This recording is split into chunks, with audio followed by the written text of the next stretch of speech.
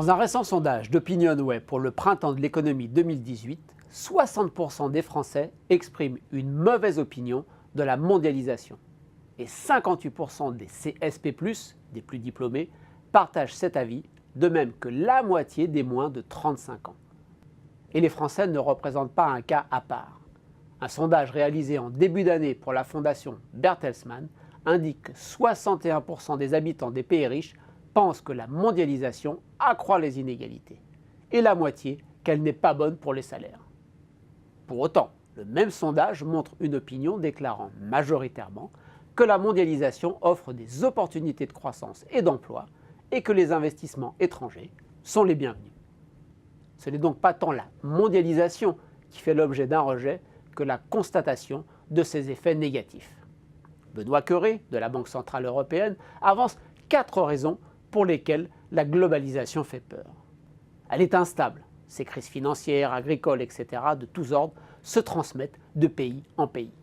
Elle est déloyale. Sa concurrence est fondée sur le dumping social et environnemental et l'accroissement du pouvoir de monopole de quelques grosses entreprises. Elle est inégalitaire, car elle réduit le pouvoir des salariés et permet aux plus fortunés d'échapper à l'impôt en plaçant plus facilement leurs avoirs à l'étranger dans les paradis fiscaux. Elle remet en cause la démocratie dans un monde où l'influence politique des multinationales est grande. De Trump au Brexit, à l'Italie et ailleurs, les dirigeants politiques favorables à moins de mondialisation ont le vent en poupe. Face à ces constats, la majorité des économistes, soit par idéologie, soit qu'ils soient soucieux de ne pas laisser prise au discours nationaliste, ont souvent pris le parti de défendre la mondialisation à tout prix. Ce n'est plus le cas. Je pense que la mondialisation a contribué à déchirer les tissus sociaux, attaque l'économiste Dany Rodrik.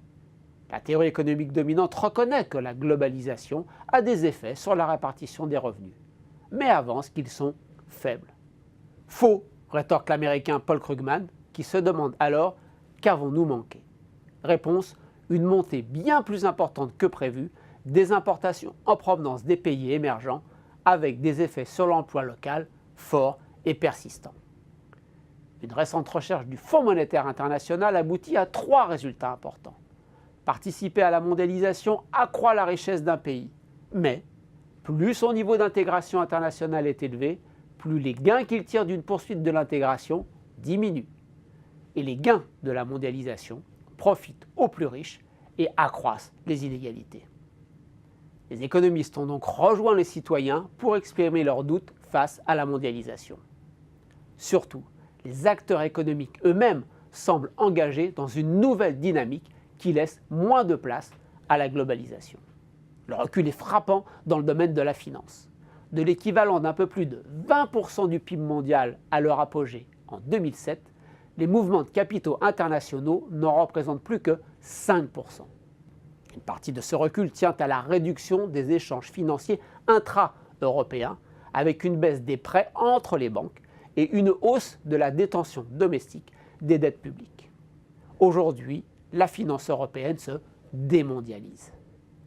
Au-delà, le professeur de Cambridge Finbar Livesey a récemment publié un ouvrage qui résume plusieurs tendances structurelles poussant à un recul de la mondialisation productive. Afin de répondre plus vite à la demande, les entreprises veulent produire de plus en plus localement. En plus de soutenir cette évolution, le développement des imprimantes 3D permet de fabriquer plus de pièces d'un seul tenant, contribuant à réduire les échanges de produits intermédiaires, ce qui pourrait contribuer à une baisse de 20% du commerce international. La montée des salaires dans les pays émergents, conjuguée à l'automatisation des chaînes de production, pousse également à de moindres délocalisations. Alors que le secteur automobile est parmi les plus mondialisés, les Tesla sont fabriqués aux États-Unis par des robots. Après avoir longtemps baissé, les coûts de transport stagnent, voire ont tendance à remonter. Ils représentent désormais une charge bien plus importante que les tarifs douaniers. À cela s'ajoutent les coûts environnementaux. Le transport maritime mondial émet en gros autant de CO2 que l'Allemagne.